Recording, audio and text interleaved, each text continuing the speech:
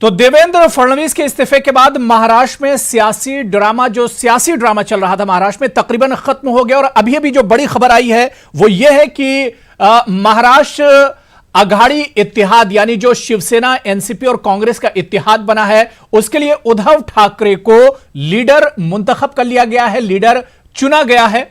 तो कहीं ना कहीं अब महाराष्ट्र का जो सियासी ड्रामा है वो खत्म हो गया है और इस तरह शिवसेना, एनसीपी और कांग्रेस इत्तेहाद की सरकार महाराष्ट्र में बनना तय माना जा रहा है। यानी उद्धव ठाकरे अब महाराष्ट्र के अगले वजीर आला होंगे। इसी पर आज प्राइम डिबेट में हम तफसील से बात करेंगे। कुछ बहुत खास मेहमान भी हमारे साथ जुड़ेंगे, लेकिन सबसे पहले यह रिपोर्ट देखिए।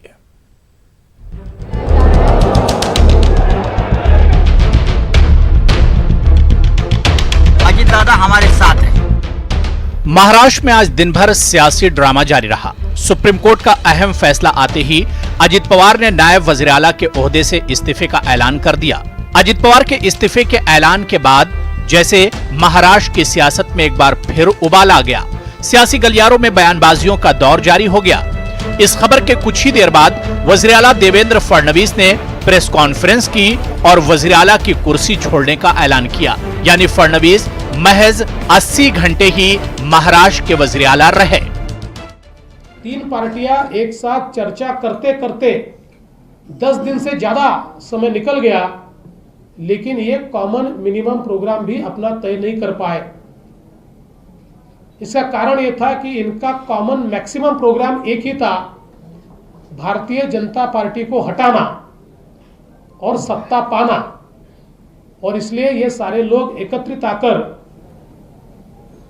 जिनकी वैचारिक भूमिका भी एक दूसरे से नहीं मेल खाती, 5 साल के लिए उद्धव ठाकरे साहब महाराष्ट्र के मुख्यमंत्री हो गए, supported by Nationalist Congress Party and Bharatiya Rashtriya Congress. No rotational chief minister, no 5 years Uddhav Thackeray.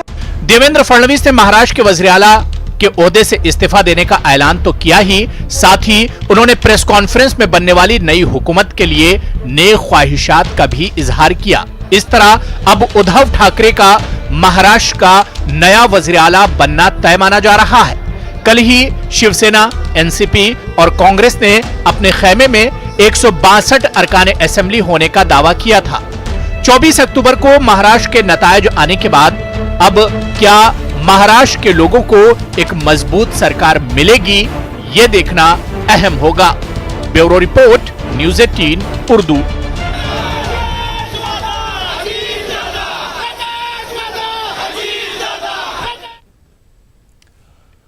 तो क्या यह मान लिया जाए कि महाराष्ट्र की जो सियासी जो हलचल थी अब वो एक तरह से थम जाएगी, क्योंकि अब महाराष्ट्र अघाड़ी इत्तेहाद जो एनसीपी, कांग्रेस और शिवसेना का इत्तेहाद है उसने उद्धव ठाकरे को अपना लीडर एक तरह से चुन लिया है और अब उद्धव ठाकरे के लिए महाराष्ट्र का अगला वजीर आला बनना एक तरह से तय माना जा रहा है। यानी अब पहली बार शिवसेना के खेमे से कोई वजीर आला होगा। हालांकि एनसीपी और कांग्रेस का इसे सपोर्ट जरूर रहेगा, लेकिन जो ड्रामा 24 अक्टूबर को शुरू हुआ था, नतायज आने के बाद जो ड्रामा शुरू हुआ था, क्या उस ड्रामे का अब खात्मा एक तरह से माना जाए? जो महाराष्ट्र की सियासत हर दिन कुछ ना कुछ करवट ले रही थी, क्या उसका भी एक तरह से खात्मा हो जाएगा? आज प्राइम डिबेट में हम उसी को समझने की कोशिश करेंगे। और इसके अलावा खबर यह भी आई है कि 1 दिसंबर को उद्धव ठाकरे वजीर आला के तौर ओहदे का हलफ लेंगे।